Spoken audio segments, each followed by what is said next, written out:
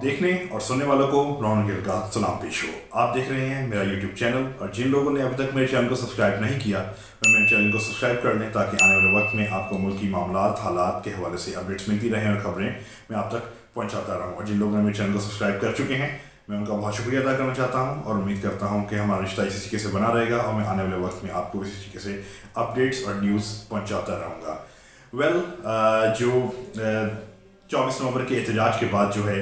सूरत हाल, जैसे कि अब एक बहुत अहम डेवलपमेंट्स हुई हैं। जैसे कि 24 नवंबर को एहतजाज शुरू होता है, 26 नवंबर को हुकूमत की तरफ से ऑपरेशन किया जाता है, डी चौक को खाली करवाया जाता है। और जैसा कि तहरीक इंसाफ इस वक्त जो है मुकम्मल तौर पर इस चीज़ को कोट कर रही है और उस चीज़ पे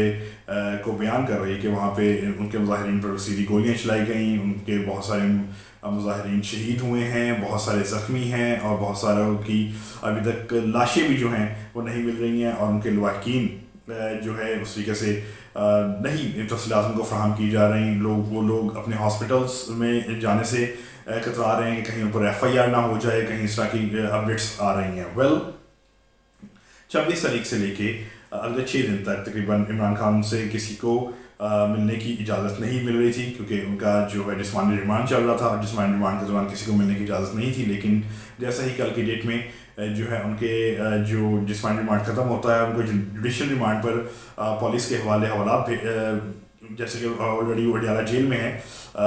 उनको जुडिशल कर दिया जाता है, तो उसके बाद से उनकी मुलाकातें शुरू होती हैं। और इन 2 दिनों में बहुत अहम डेवलपमेंट्स हुई हैं। वो डेवलपमेंट्स ये हैं कि पहली मुलाकात जो सबसे होती है वो होती है बैरिस्टर गौहर और उनकी वकला टीम की, जिसमें फैसल चौधरी और दीगर वकला शामिल होते हैं। वो जाके मिलते हैं इमरान खान को जाके सारे मामला बयान किए जाते हैं कि जी इस तरीके से उनके वर्कर्स शहीद हुए हैं, रेंजर्स शहीद हुए हैं, मामला बहुत संजीदा हो चुके थे। लेकिन उसके बाद सारी मामला जो वो बयान करते हैं बैरिस्टर गौहर इमरान खान को, और इमरान खान आगे से उनको ये हदायत देते हैं। सबसे पहले वो अफसोस का इजहार करते हैं कि जो शहीद हुए हैं रेंजर्स और तमाम कारकुनान और मुजाहिरीन जितने भी पुरअमन थे वो शहीद हुए हैं, और उस हवाले से वो उनको बयान करते हैं। उसके अलावा उनको ये हिदायत जारी की जाती है कि आप इस मुद्दे को जो है वो आप उठाएं। आज सबको ये कहूँ, अल्हम्दुलिल्लाह खान साहब के बारे में जो खबरें चला रही थी उनके सेहत के बारे में, या ये कि वो अडियाला जेल में नहीं थे, वो भी सारी खबरें गलत है। अल्हम्दुलिल्लाह खान साहब की सेहत ठीक है। दूसरी बात, हमने एक जमहूरी पार्टी है, हम गैर जिम्मेदाराना स्टेटमेंट नहीं देते। हमने वही फिगर दिया जिसकी डिटेल हमारे पास है। वो 12 शहादतें हुई हैं। हमने ऑन रिकॉर्ड कहा है कि जो सैकड़ों लोग कह रहे हैं उनको हमने डिसोन किए हैं। तावक्त ये कि हमारे पास उसका सबूत और डिटेल आ जाए, मिसिंग पर्सन का हो जाए कि वाकई उसकी शहादत हुई है। इसलिए हमारा वही फिगर है जो ऑफिशियली दिया। उसके बाद उनको हदायत जारी की जाती है बैरिस्टर गौहर को कि आप इस सारे मसले को सेनेट के फ्लोर पर और असम्बली के फ्लोर पर उठाएं, ताकि लोग जान सकें, और हम सारे एहतजाज रिकॉर्ड करवाएं अपना असम्बली के फ्लोर पर भी, ताकि सब लोग जान सकें। क्योंकि जैसे कि फजल रहमान ने भी और उनकी पार्टी ने भी और दीगर दूसरी पार्टीज़ ने भी ये कहा है और इस चीज़ का मुतालबा किया है कि इसके हवाले से, जैसे कि बताया जा रहा है कि डी चौक पर सीधे फायर किए गए, लोगों को ज़ख्मी किया गया, लोगों को शहीद किया गया, उस हवाले से उन्होंने कंडेम किया है और उन्होंने इस हवाले से इंसाफ का मुतालबा किया है। अब यहाँ पे 2 चीज़ें बहुत अहम हैं कि जब बैरिस्टर गौहर जाते हैं, जो मैं आपको बता चुका सारी तफसीलात कि उनको क्या क्या वो जाके क्या बता रहे हैं अंदर, उनको क्या हिदायत मिलती है अंदर से। लेकिन अगले ही दिन अलीमा खान जो है, जो इमरान खान की जो हमशीरा हैं, उनकी बहन है, वो जाती हैं। तो क्या बुशरा बीबी इनको लीड करने की सलाहियत रखती थी? देखिए, उन्होंने बिल्कुल कंटेनर पे थी और उन्होंने लीड किया है, उन्होंने बिल्कुल लीड किया है और उन्होंने सबको साथ लेकर गई हैं। लेकिन बाकी क़यादत को भी डेफिनेटली कंटेनर पे मौजूद होना चाहिए था, जैसे इमरान खान का सिस्टम है। तो इसके ऊपर से आगे चलें, जो कुछ देखें, सबके ये ऊपर जो चीज़ गुजर गई है। पहले आप ये बताएं कि जब गोलियां चल रही थी,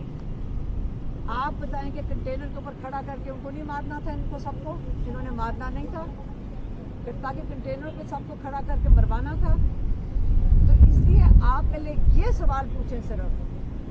क़यादत से नहीं, गोली क्यों चली। आखिरी सवाल नहीं है, ये सवाल इन लोगों को बड़ी दूर तक लेकर जाएगा। और اس کی معافی نہیں ہونی چاہیے جنہوں نے گولی چلوائی. وہ جا کر سارے معاملات بیان کرتی ہیں کہ کس طریقے سے سارا واقعہ ہوا 24 سے لے کے 26 تاریخ تک، کس طریقے سے جو ہے مطلب ان کے جو تحریک انصاف کے مظاہرین ہیں، جو ان کے جو پروٹیسٹرز ہیں، پرامن مظاہرین تھے، ان کے مطابق جو ہے وہ ان کو کس طریقے سے ان پر ظلم کیا گیا، کس طریقے سے ان پر سیدھی گولیاں چلائی گئیں. تو علیمہ خان یہ بتاتی ہیں کہ عمران خان جو ہے وہ انہوں نے انتہائی غصے کا اظہار کیا ہے، اور غصے کا اظہار کرتے ہوئے انہوں نے اپنی اسٹیٹمنٹ بھی جاری کروائی ہے بات کرتے ہوئے، اور اس کے بعد انہوں نے بتایا ہے کہ کیا کن الفاظ سے عمران خان نے جو ہے سارے مسئلے کا اور سارے معاملات کا جو ہے وہ انہوں نے بیان کیا ہے. اس میں عمران خان نے جو اپنا آج کا بیان دیا ہے اس میں اس کی کچھ یوں بیان کرتے ہیں کہ آج اہل خانہ نے مجھے اسلام آباد قتل عام کی مکمل تفصیلات سے آگاہ کیا کہ کیسے ہمارے پرامن مظاہرین پر سیدھی گولیاں چلائی گئیں، اور آئین و قانون کی بات کرنے والے درجنوں نہتے شہریوں کو شہید اور سینکڑوں کو زخمی کر دیا گیا. اب تک جو ہے تصدیق ہو چکی ہے وہ 12 شہداء کی تصدیق ہو چکی ہیں. یہ جو بربریت ہوئی ہے پاکستان کی تاریخ کا سیاہ ترین باب ہے. یا خان پارٹ 2 ملک پر مسلط ہو کر بیٹھ گیا ہے. یہ عمران خان جیل سے اپنے بیان کو جاری کر رہے ہیں. میں نے سپریم کورٹ سے مطالبہ کیا ہے کہ غیر جانبدار جوڈیشل کمیشن بنا کر نہتے اور پرامن شہریوں کے قتل عام کی تحقیقات کروائی جائے، اور قتل عام کا حکم دینے والے اس میں ملوث تمام عناصر کو جو ہے وہ سزا دلوائی جائے. میری اس معاملے پر مزید مشاورت جاری ہے اور میں تفصیلات اکٹھی کر رہا ہوں. ہم اس معاملے کو ایسے نہیں چھوڑیں گے. اگر کسی کو لگتا ہے کہ ایسے خوف پیدا کر کے وہ ہمیں ڈرا دیں گے تو یہ ان کی غلط فہمی ہے. ہم ان کو تمام عالمی فورمز پر اٹھائیں گے. میں نے محسن نقوی وزیر داخلہ اور جو وزیر اعظم شہباز شریف کے خلاف FIR کٹوانے کا بھی حکم دے دیا ہے. شہداء اور زخمیوں کے حوالے سے اسلام آباد اور راولپنڈی کے ہسپتالوں کا ڈیٹا جلد از جلد بیک وقت اکٹھا کیا جائے اور تمام ہسپتالوں اور سیف سٹی کے CCTV فوٹیج محفوظ کی جائے تاکہ 9 مئی کے طرح کے شواہد غائب نہ کیے جا سکیں. اس کے بعد انہوں نے بتاتے ہیں کہ جی بیرسٹر گوہر کو یا تو چیزوں کا معلوم نہیں ہے یا ان کو شاید آئیڈیا نہیں ہے کہ ان کے ساتھ اور ان کی پارٹی کے ساتھ ان کے ورکر کے ساتھ کیا کیا جا رہا ہے. یہ اس پہ میں ڈیفینیٹلی آگے تفصیلی بات کروں گا. یہ بیان جو تھا یہ انتہائی اہمیت کا حامل بیان ہے کہ بیرسٹر گوہر جب ملاقات کے لیے جاتے ہیں تو وہ کیا بیان دیتے ہیں، اور باہر آ کر جو علیمہ خان ہے جب ان کی بہن ہے وہ جا کر ملاقات کرتی ہیں تو وہ باہر آ کر کیا اسٹیٹمنٹ دیتی ہیں. اس میں ایک اور اہم بہت چیز ہے کہ 26 نومبر کے واقعات کے بعد جو وقت تحریک انصاف کے اوپر گزرا، اس وقت تحریک انصاف کا ورکر جو ہے وہ بہت کنفیوژن کا اور بہت پریشانی کا شکار ہے، کیونکہ اس ٹائم جو لیڈرشپ کے اوپر ان کا ٹرسٹ فیکٹر ہے وہ بہت ڈیمیج ہو چکا ہے. اور اس وقت جو ورکرز ہیں، جو ان کے ممبرز ہیں، کیونکہ قیادت کا جس طریقے سے کردار رہا خاص طور پر پنجاب کی قیادت کا تحریک انصاف کی، وہ انتہائی مایوس کن رہا، جس سے ورکرز بہت زیادہ مایوس تھے. بہت سارے ورکر سے میری بات ہوئی، بہت سارے لوگوں سے بات ہوئی تو وہ اپنی پنجاب کی قیادت سے بہت مایوس تھے کہ انہوں نے کسی قسم کا کوئی بہتر کردار ادا نہیں کیا. اسی طریقے سے جو ہے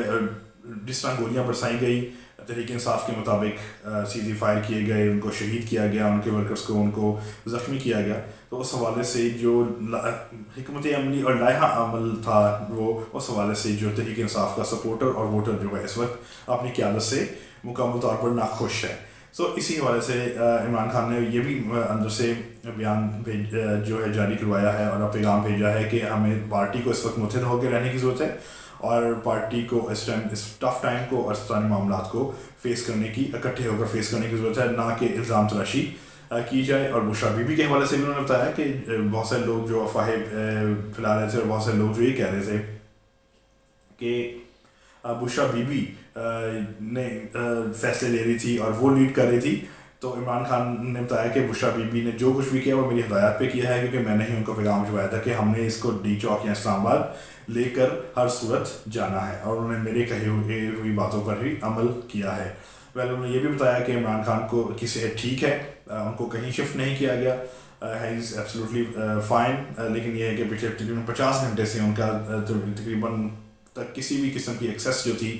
تقریباً نہ کوئی نیوز پیپر تھا، نہ کوئی ٹی وی چینل تھا، نہ کوئی سہولیات تھی جو ان کو دی گئی تھی، ان کو حفظ بجا میں رکھا گیا. لیکن اب now he is fine. Well, इस सारे मामलात को देखने के बाद और सारी तफसीलात जो आप तक पहुँची हैं इस वक्त, जो है हम जो हुकूमत है वो अपने साइड पर डेफिनेटली वो टफ़ टाइम देने के लिए अभी भी तैयार है, क्योंकि जिस तरह के बयानात उनकी तरफ से आ रहे हैं हुकूमत की तरफ से, वो भी अपनी जगह से हिलने को तैयार नहीं है। यहाँ से तहरीक इंसाफ और उसकी क़यादत और इमरान खान जो है वो भी जो है किसी चीज़ पर कॉम्प्रोमाइज़ करते हुए नज़र नहीं आ रहे।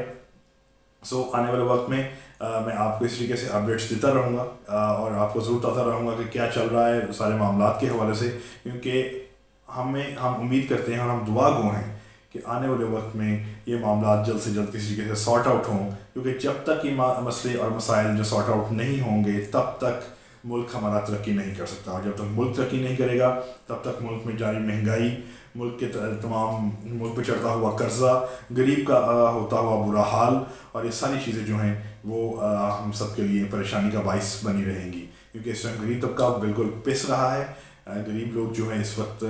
शायद अपनी रोटी खाने और कमाने के में भी उनको इंतहाई मुश्किलात का सामना है। सो उम्मीद करता हूँ कि रब्बुल इज़्ज़त जो है हमारे मुल्क पाकिस्तान को जो कायम दायम रखे और इसके हालात जल्द से जल्द बेहतर हों और जो सारे मामलात किसी बेहतर और पॉजिटिव साइड पर जाएं, ताकि आने वाला वक्त मुल्क पाकिस्तान के लिए और हम सब के लिए एक बेहतर वक्त साबित हो सके। Thank you so much.